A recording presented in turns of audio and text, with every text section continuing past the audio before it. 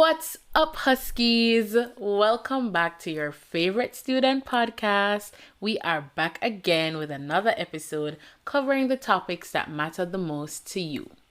For those of you who don't know, I am a finalizing student in the community worker program. Shout out to my teachers and classmates.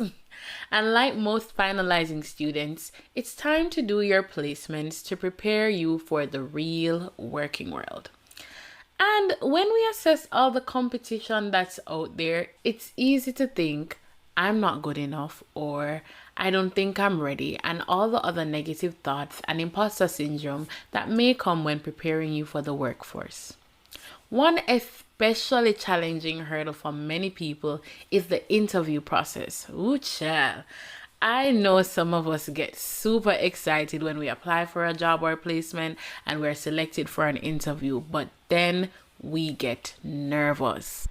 I actually wanted to hear from you guys about what some of your biggest fears are when it comes on to doing interviews, and these are some of your responses. P.S. These interviews are done on campus, so there might be some background noise, and also I really love when you guys interact with me. What makes me nervous about a job interview is maybe finding the vocabulary that is involved in the position. Sometimes I feel like I need to be very formal, and at the moment, like, words cannot come to my head. So that makes me nervous. Like, just having a moment where my mind is very blank and just blocking.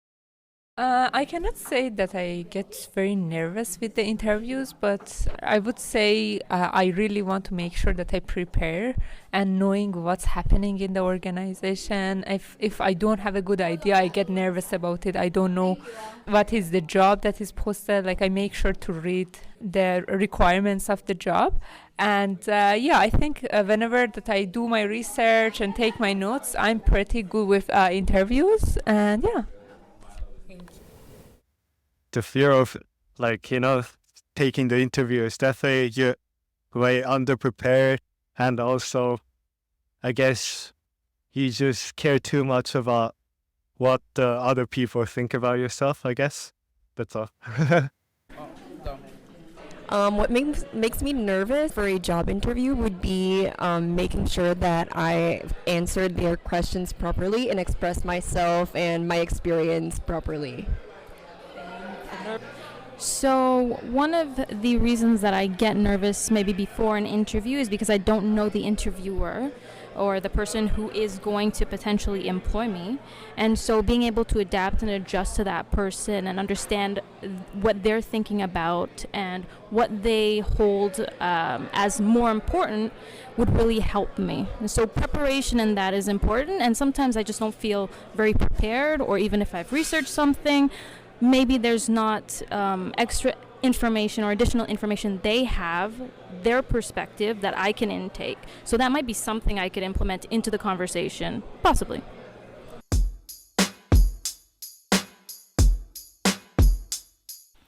I resonate with most of the sentiments you guys shared when it comes on to doing interviews. But we spoke with one of our resident placement advisors, Anna, and she gave us some advice on how to navigate placement interviews and preparation. Yeah, absolutely. A good question. I had the privilege of sitting on a couple of those initial meetings with the agencies, and agencies are interviewing students looking for their skills. Second thing is the motivation and the general career goals. So just getting a sense on the agency side of why a student choose a specific area of the industry, if that makes sense. And how does that relate to their overall career goals? Something else that comes to mind is also work ethic and attitude. So again, just getting a sense of students' work ethic, willingness to learn, and just the general attitudes towards unpaid placements are very important. Agencies will also try to get a sense or ask any questions around reliability and responsibility of the students. Again, just because the placements, at least in my area, are unpaid, the agencies really want to get a sense of commitment that the student can devote a necessary time and energy for this role as well. And then some agencies, not a lot of them, but some agencies will question students on their previous experience. So whether that's anything educationally related or any relevant work experience that they can speak about and try to translate that into the placement situation. And really come to the interview prepared so they can be speaking around those transferable skills, because not everyone will necessarily come with all of the knowledges and the skills that the agency is looking for. But if the students can point out that they already have a skill of customer service or a skill of talking to clients in some sort of way, that's a huge plus for agencies to take on that students. When I'm looking back and thinking back on my own experience as a student and as a placement student, usually most of the interviews would end with the short period for a student or an interviewee to ask any questions, right? So even if that wasn't incorporated in the questions before coming from the agency, I would then strongly recommend to students to actually use that opportunity and sort of discuss what are the learning outcomes of the program that they're attending at George Brown and how the agency can really help fulfill those learning outcomes. And again, that doesn't have to be 10 or 20 of them. It can be really boiled down to a few of them and something that the student feels would align with their future career goals and something that they feel like they lack in the moment, and really open it up for the agency to say, these are some of the things that I'm coming and would be very willing, very encouraging to learn from.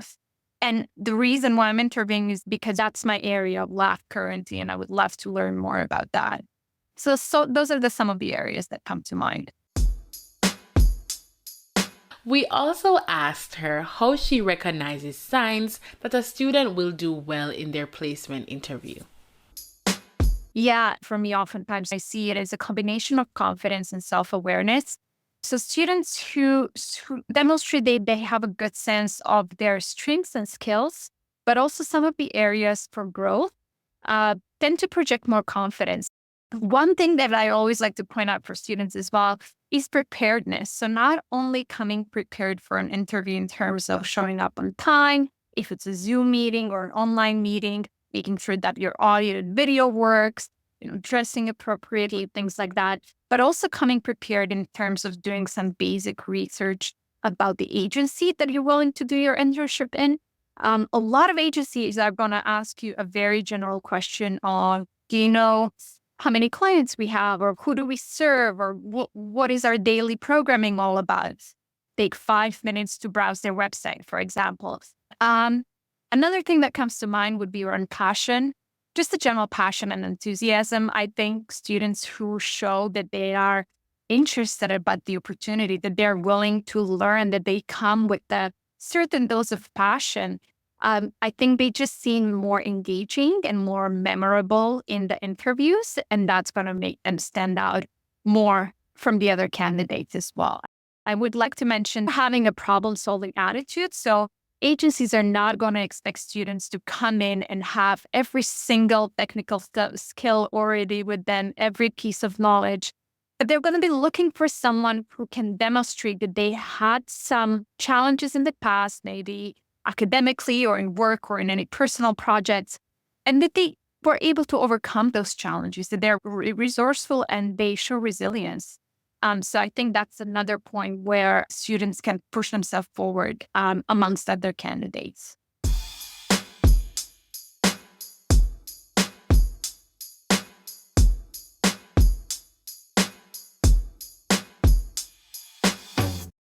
Guys, I agree 100% with what Anna had to say. Come on, let's be real. I've spent hours writing papers, practicing techniques related to my field of study, and maybe even daydreaming about the position I want. And I'm sure you have too.